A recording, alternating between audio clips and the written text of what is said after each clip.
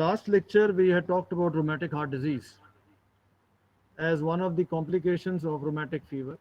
If you remember, there were two main complications that we feared of. One was rheumatic heart disease, and the second was Jacob's arthropathy, which were a part of the rheumatic fever. Generally, Jacob's is not very common, but what is to be dreaded about rheumatic fever is the problem of rheumatic heart disease.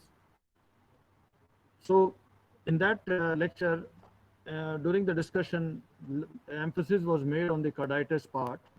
And in case we can remember from the last classes that basically the antigen and antibody response, which started on the cusps of the heart, and thereafter there was an inflammatory response. Finally, what it would result is that there would be the thickening, scarring, calcification.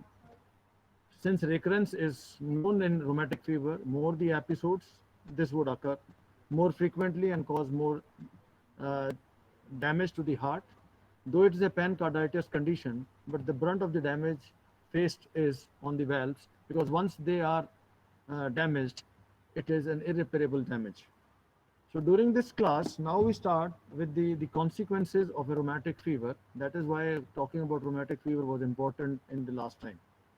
So starting in that series, now the rheumatic fever, it had bitten the heart, rather bitten the cusps and the valves, and so has resulted into valvular heart disease.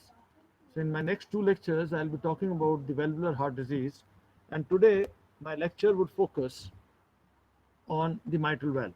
But before I start, what is the basic function of the valve?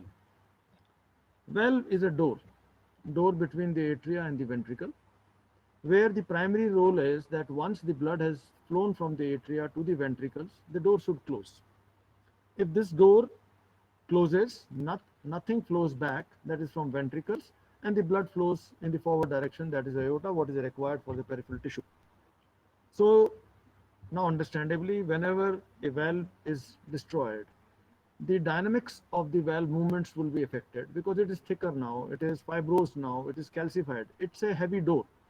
So as happens with the older doors, the dynamics goes away. The closures of the door may produce